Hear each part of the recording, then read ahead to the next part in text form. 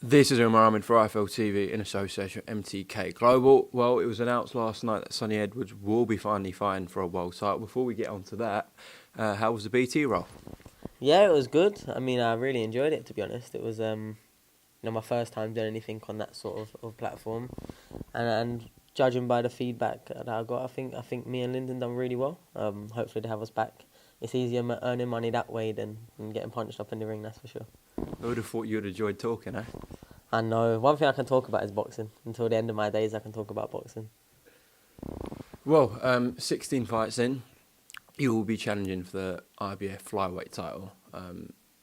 You've talked about fighting for world titles for a long time now. Now it's finally happening. What is your frame of mind? How many weeks are we out? 4 weeks out? Oh, I'm shitting myself. Nah, I'm looking forward to it. I've always said that I just want the big fights. Win, lose or draw, I want to be remembered as someone that never shied away from a challenge, took the biggest fight that was offered him and the biggest fight that people wanted to see me in. And I think I've proved that at every single opportunity. It maybe not have always seemed like that because the level of fights I was getting weren't always the most exciting or entertaining prospects on paper. So a lot of people kind of maybe switched off in certain stages of my career. After the Ryan Farag fight, maybe the Granados, it might have went a bit stale in the eyes of the sort of the general boxing public. But I think now stepping in with this one, I've got the credit for taking the fight against a fighter that's really quite heavily avoided in the world of boxing. I mean, he's held a world title for however many years, and no one ever seems to want to pay him the right money to get him over. So we've managed to do it. Big thank you to Uncle Frank, MTK.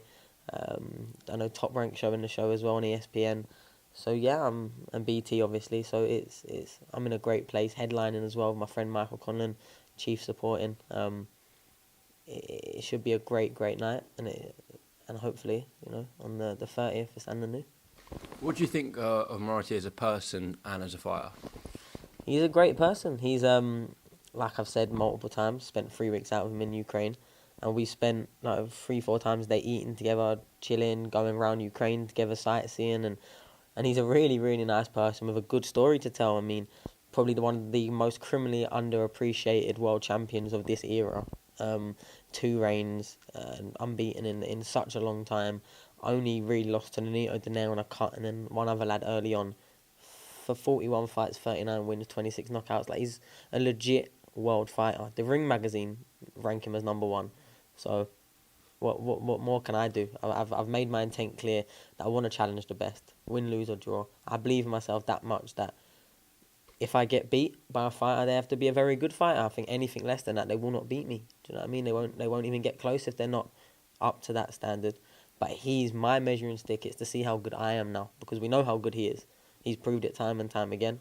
You don't stop fighters like Tete and Casemiro and Yagiyash and all these other fighters he's been in the ring with and keep defending the IBF world title, because let's be real, the IBF probably holds the stand, definitely an argument on like the most credible world title in the sense of enforcing mandatories and making sure what's fair is fair and people get their right shot. So I'm really, really looking forward to it. Do you think this is the right timing, Sonny? Yeah, if not now, when? I mean, I'm developing and maturing all the time. I mean, I got some hairs on my chest. I looked in the mirror and saw earlier. I was actually going, I'm turning into a man. I'm going through puberty. So I might get my man strength in about 6 years. But no, I enjoy boxing that much. I relish the challenge. I've known about this fight 13 weeks out to the date, I found out. So I've been keeping it quiet. And obviously I know it was like kind of soft announced. I don't know how or why that happened over the last week or whatever it was. But yeah, I've just been in the gym training. I've done countless rounds of sparring already. My main sparring partner's been Thomas Asomba, which is great rounds. He hit me more in a pro ring than anyone else. Won more rounds against me than anyone else. And you can tell how dangerous he is, and you could probably ask him. I'm not sparring him the way I fought him, just sort of running away from him and making sure that he don't hit me.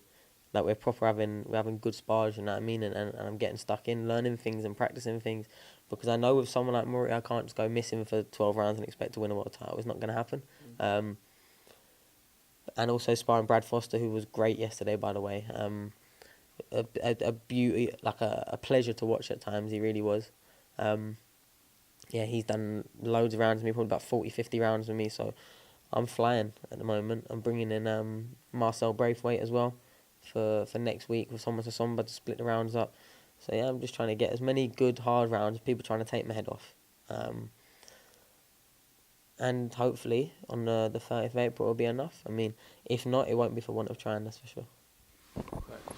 We see the top fighters in the sport raise their game when the opponent goes up. Do you think, well, we'll find out on April 30th, but do you think you are one of them fighters? Definitely. I mean, if you just look at the shape I'm in now compared to what I'm normally 5 weeks out, I've got all the pictures to prove it. You know what I mean?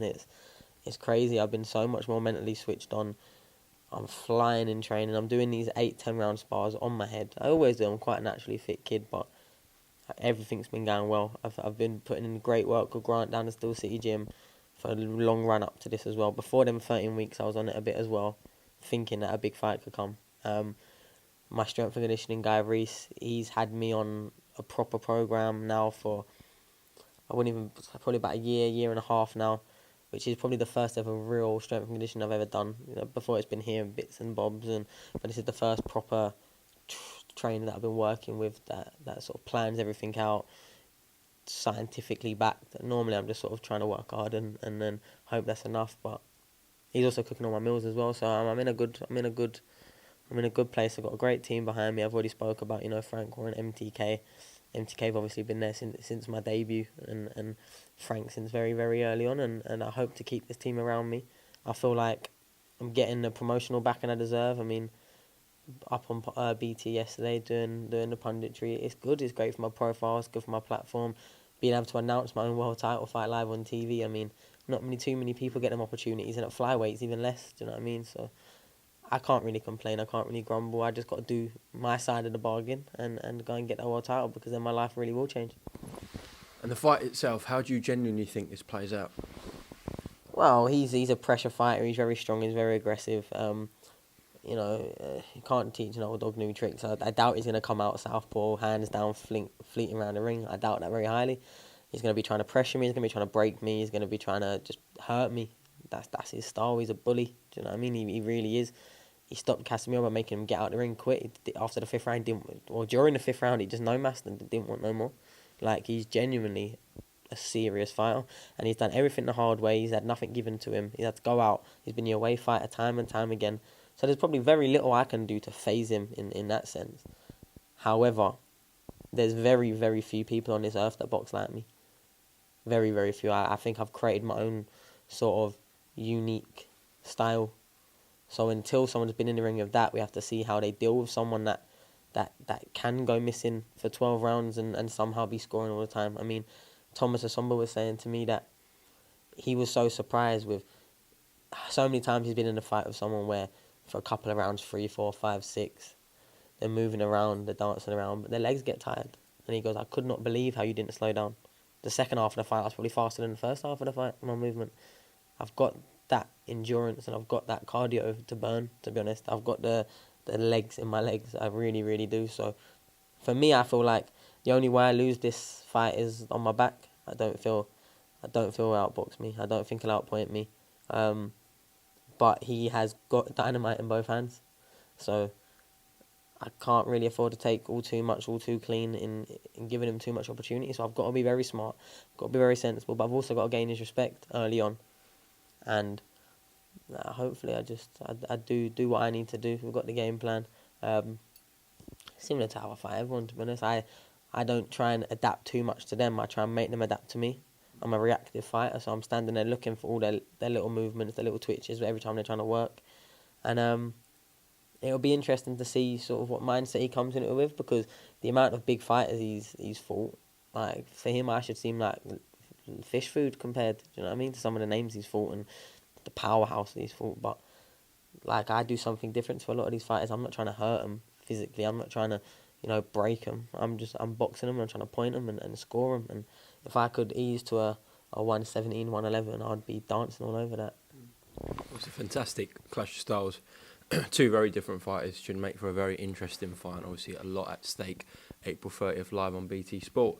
Sonny, before we move on, is there anything you'd like to add ahead on that fight? No, just again, thanks to all the people that made it happen. All my sponsors. Yield Gallery, Go Pack, Empire Pro Tape, Aurelia Gloves, Rendell's Online Butcher. I really don't want to miss no one out. Shire Electricals. There's a few. I'm really not trying to miss anyone out. Copper Jacks, I think I've already said. Maybe not, but yeah, all the people that sponsor me, they know who they are. They know who they are. And because without them, we've not been earning. Do you know what I mean? We've not been earning. I missed out on 2 fight dates because of COVID. So that's 2 paydays, and they've kept me afloat, kept me no money troubles, kept me anything I've needed. They were on the end of the phone. So I'm just blessed to be surrounded by the people I am, and that's from my manager, my promoter, but to my TV platform, and all the way down. Well, not down, but to my sponsors and the people that have been supporting me. My whole team is great, so I really can't complain. I'm a happy fighter in a good place, and hopefully I can take it to a better place. Let's hope so. Just a couple of more things before we go, Sonny. I do want to get a quick prediction from you on tonight between Alexander Povetkin and Dylan White. What do you think will happen? I mean, I hope that White sort of picks up the start of the last fight and stays switched on, because he was moments away from getting Povetkin out there the last time. And the shape he's coming now, he looks very switched on. So I hope and I want White too. But you've got to remember, Povetkin is so dangerous. I mean, he proved that, and I think no one probably knows that more right now than Dillian. So I think we'll see a more composed, a more relaxed performance this time. Because when he did get knocked out, I think he was just in the mindset getting up off that stool from the round before that, okay, this is the round, I'm getting him now. And when you do that, you switch off, and maybe at a flyweight, you switch off, you take a shot and your ears are ringing for a bit, but at heavyweights against an Olympic gold medalist, a legit world level fighter, might be near the twilight, well, he is at the twilight end of his career, but the last thing you lose is your punch, and to find it as well. So yeah, like I think White will. I think White will do it, but he can't afford to do the same thing he did last time. Otherwise, the same result will happen. An intriguing one again tonight. Also, there was big news this week in terms of for the sport. Everlast making a big pledge and supporting a lot of boxers like the Joshua WHYTE, Ramla Ali, Chantel Cameron, and a lot of other fighters across the sport. What did you think about that news, Sonny? Well, I'm waiting for my gloves and free shit. And it is great if I'm honest, because Everlast has been a brand that's been partnered with boxing for as long as I've known about boxing, which is about 17, 18 years. And Everlast has always been one of the staple brands. So to be sort of pledging, I mean, I think the only thing they do is boxing anyway, so it makes sense. You know what I mean? But for them to really pledge their future and not only that, to help support fighters, and hopefully they pick up some fighters that perhaps don't have all the endorsement deals and don't have all the TV lights, and then hopefully they get behind some of them ones as well. I think that would be nice, because when you mention the names of like Josh WHYTE, etc., and Ramla Ali, they're all right. Do you know what I mean? So they said they're doing 52 fighters. I'd like to see some small fighters getting it, some fighters that we haven't seen or heard before, get some exposure on them as well. I mean, it's easy to endorse the big names and the big stars. Everyone wants to work with them. But I liked how they came out with the 3 female fighters to start with. That was good. That was like a good play, because the female boxing is going from strength to strength. So having big brands coming out ready to back them is a great thing for them and the sport. Because I mean, some of them girl fighters, they're in the most entertaining fights on the card. We've seen that a number of times. If you look at your Terry Harpers and Tasha Jonases, Katie Taylors, etc. And there's some great ones coming through. There's some real great ones coming through. And it's too easy, I think, for some old guard to kind of just dismiss because they don't like the idea of females boxing, which is a load of fucking nonsense, to be honest. Because they're legit athletes in their own right.